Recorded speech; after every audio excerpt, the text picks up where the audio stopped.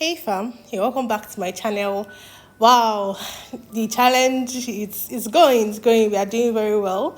Thank you so much for joining me. If you have been joining me from day one, if you haven't, there's still time. You can still go over the videos again. In the description of this video, the playlist that contains all the days from day one down to the last day. I'm compiling everything in the playlist, so you can just check that out in case you have missed any day. Before we start, if you have not subscribed, please hit the subscribe button and share this video with everyone you know benefit from it. All right, what are we doing today? Today we're going to be talking about the mistakes that students make when it comes to dealing with financial data analysis. All right, so like I said, I already have videos of this already on my channel, so I wouldn't go too much into like explaining and telling you what it's about. Just check that video out and you will learn. So today we're going to be talking about the mistakes, so focusing on that. Now, the very first mistake that people make is that they don't do questions on financial data analysis. So what do I mean by financial data analysis? Financial data analysis covers things relating to like projects, proposals, contracts, or you trying to use MPV, you trying to do investment appraisal, all those things. That's what financial data analysis covers. And many times students just focus on the financial statement analysis, they focus on ratios, trend, and they don't even touch the second aspect. Yes, it is true that many people have actually passed the exams without actually doing requirement 1 and requirement 2 with just one requirement and probably executive summary. So people have been able to pass, but the thing is that you have like higher chance of like success if you actually do requirement 1 and requirement 2. Do you understand? So try as much as possible to balance it, manage your time. You have 4 hours. When you get into the exam hall, while you are reading, plan. Don't just take it as it comes. Okay, for instance, if the exam is going to start by 10 a.m. because I don't really know the time anymore. Let's just say 10 a.m. After reading, the exam will start by 10 a.m. Now, in that case, now you can arrange yourself and say, okay, I want to do financial statement analysis, maybe requirement 1 from 10 to 11. Once you see that it's 11 o'clock, try and start wrapping up and go and touch the second one as well. Well, if you want to know how to manage time, I actually created a video on that. You can check that out. So try as much as possible to touch your requirements too as well. Now, another mistake that a lot of people actually make is that they don't use the appropriate tools. So you see a lot of people actually saying, oh, I thought it was MPV. Meanwhile, they were not testing MPV. Like it was a particular diet that they tested contribution analysis. You understand? So they were not testing MPV. But everybody believes that MPV is not always MPV all the time. How would I know the tool? How would I know what the examiner wants me to use? I have a video on that. You can check this video out.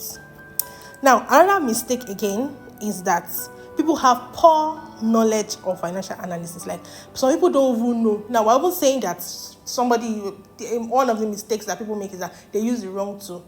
Some people don't even know about MPV. I said it during the financial statement analysis class that there is no way you tell me that you are an ICAN student entering into the case study exam hall and you don't know ratios. That's for financial statement analysis. In the same way, I'll also say that you cannot tell me you're entering the exam hall and you don't know MPV, you don't know contribution analysis, you don't know merger and acquisition. At least those 3 things. You must know them because they are commonly tested. Like it's like very, very common. You understand? So try as much as possible to check it. I have a video on MPV actually. You can check that out as well. The next mistake is that what? Poor interpretation.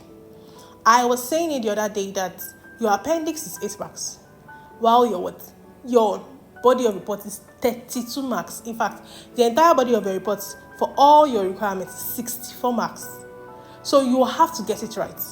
I actually shared some tips on how you can actually like check and write a proper body of reports and all of that. The video I created, this particular video, I actually created it from like a lot of research, years and years and years of research. Now I'm referring it to many videos because you have to get knowledge. Knowledge is very, very important. The exam is just a few days away. You need these things. They are very, very, very important. They are very important. Now, the next mistake is what? Temptation to write too much. Now, it's true that financial statement analysis is usually much more bulkier. Can I use that word, bulky? like it's lengthier. Yes, that's the right word. It's lengthier because you have to interpret ratio for 2018, 2019, 2020. Interpret this one for, so it's usually bulkier, it's usually lengthier, it's usually fuller. It contains more pages.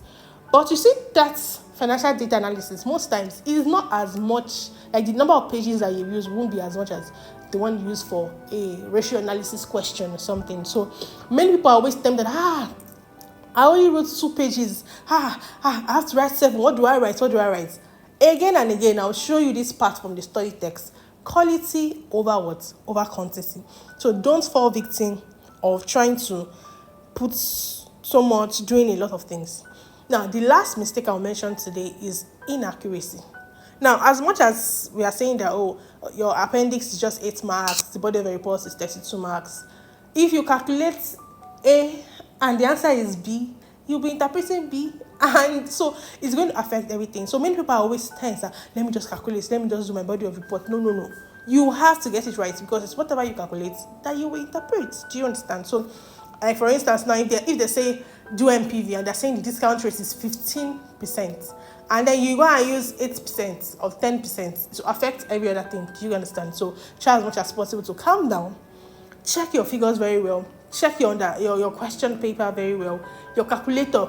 Don't, if you know your calculator is having any problem, you can get another one or learn one from someone. You understand? Before you enter into the exam hall. So try as much as possible to calm down, check your calculation, ensure everything is fine before you start. Alright, so all the videos I mentioned in this particular video, the videos I recommended, every one of them is in the comment section. And if you still need more content, you can check my YouTube channel. Everything you need will be right there for you. Alright, I'll see you tomorrow. Now watch the video on the full video where I explained financial data analysis. This is the video here. The description is also in the link to the video rather is in the description box of this video as well, so you can check that out so that you can learn more. Alright, if you have not subscribed, please hit the subscribe button and share this video. Thank you so much. Bye. Check the description for the link to register for the class.